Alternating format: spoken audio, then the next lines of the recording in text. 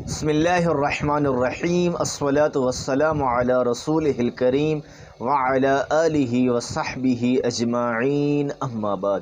محترم بھائیوں اور دوستوں، سیدہ حوا سلام اللہ علیہا کی تخلیق سے متعلق علمی حلقوں میں بحث کی جاتی ہے، اور اب عوام کے ذہن میں بھی یہ سوال پیدا ہوتا ہے، مستشرقین ہو یا غیر مسلم مفکرین ہو، الحاد کی دعوت دینے والے جتنے بھی لوگ ہیں، قرآن مجید پر اعتراض کرنے والے، آقا علیہ الصلوۃ والسلام کی ذات پر اعتراض کرنے والے، مسلمانوں کے ذہنوں میں شکوک و شبہات پیدا کرتے ہیں، جی یہ کیسے ممکن ہے کہ عورت یا حوا آدم کی پسلی سے پیدا ہو جائے؟ اس طرح تو وہ آدم کا جز قرار پائے گی، ان کے مابین نکاح کیسے ہو گیا؟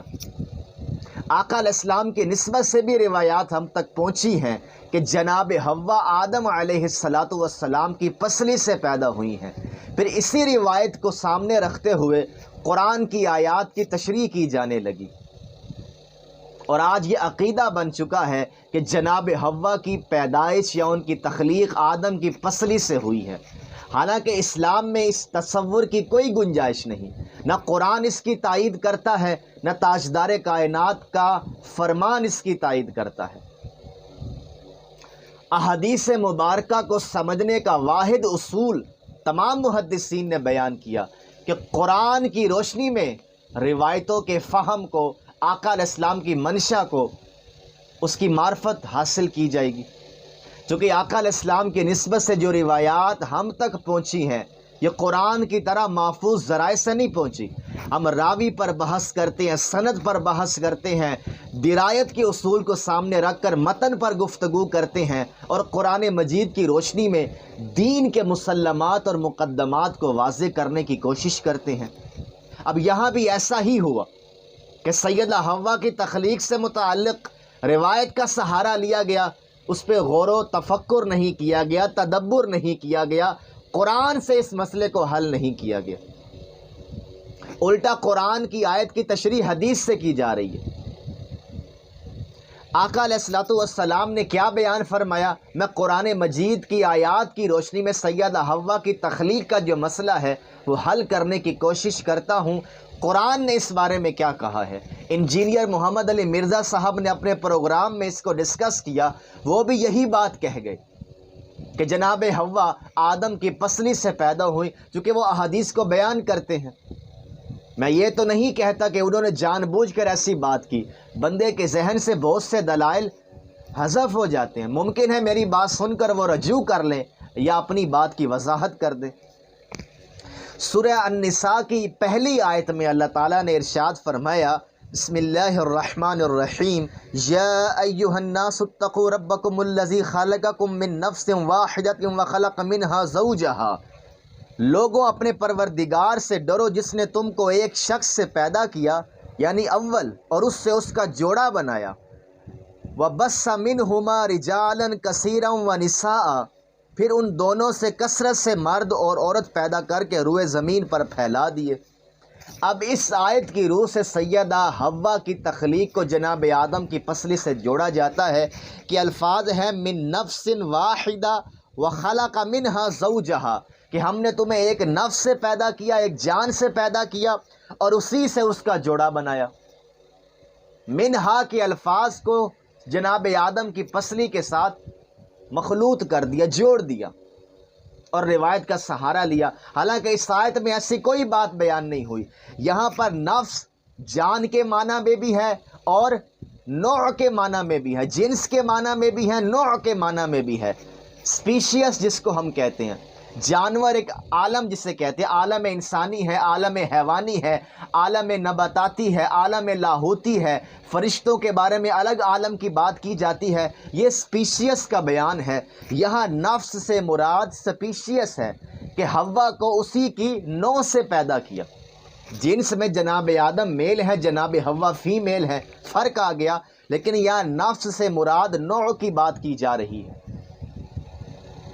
ڈاکٹر اسرار صاحب بھی اسی کے قائل ہیں، مولانا مودودی نے بھی اس کو ڈسکس کیا، تفہیم القرآن میں جائیں، انہوں نے بھی یہ کہا کہ قرآن نے واضح نہیں کیا، اور احادیث مبارکہ میں آقا علیہ السلام کی نسبت سے جو باتیں ہم تک پہنچی ہیں اس کا معنی بھی امت نے غلط سمجھا ہے۔ لیکن مودودی صاحب نے یہ کہا کہ اس بحث میں پڑھنے کی ہمیں ضرورت کیا ہے، لیکن ڈاکٹر اسرار صاحب نے واضح طور پر اسی چیز کو بیان کیا، یہی قول کہ یہاں سپیشیس مراد ہے۔ اور قرآن مجید میں سورۃ النحل میں اس کی مزید وضاحت موجود ہے، واللہ جعل لکم من انفسکم ازواجا، اور اللہ ہی نے تم میں سے تمہارے لیے عورتیں پیدا کی، تم میں سے تمہارے لیے عورتیں پیدا کی، اور یہاں پہ لفظ آیا ہے انفسکم، کہ تم بھی انسان ہو، تمہاری عورتیں بھی انسان ہیں۔ جناب آدم بھی انسان تھے، ان کی بیگم حوا بھی انسان تھی۔ یہاں پسلی کا یا ان میں سے پیدا کرنے کا تذکرہ ہی نہیں ہے۔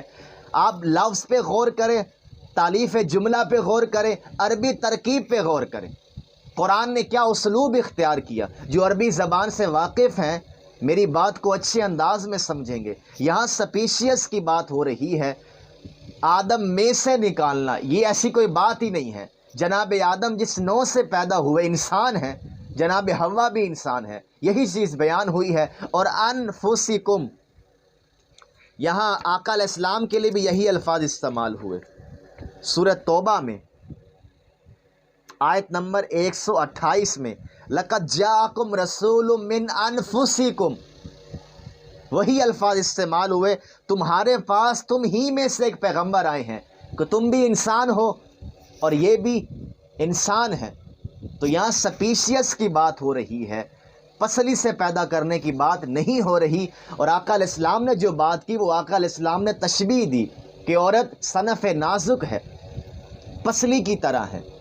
پسلی کی مثال دے کر سمجھایا کہ اس کو سیدھا کرو گے ٹوٹ جائے گی، لہٰذا اس کو صحیح انداز میں احسن طریقے سے اس کی اصلاح کی کوشش کرو۔ وہاں یہ بات بیان ہی نہیں ہوئی کہ آقا علیہ السلام نے جناب حوا کی تخلیق کا پورا پروسیس بیان کیا ہو، کیونکہ قرآن اس کی بالکل تائید نہیں کرتا، اور آقا علیہ السلام قرآن کے منافی بات کر نہیں سکتے۔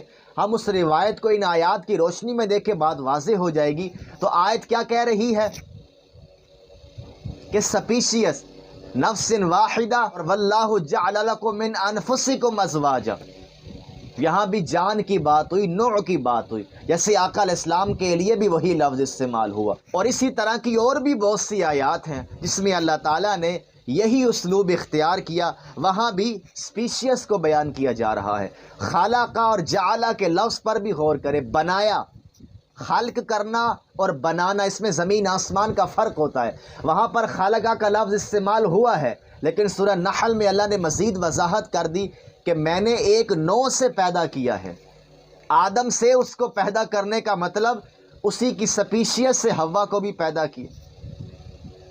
اللہ تعالی ہم سب کو صحیح بات سمجھنے کی توفیق عطا فرمائے۔ وما علینا الا البلاغ۔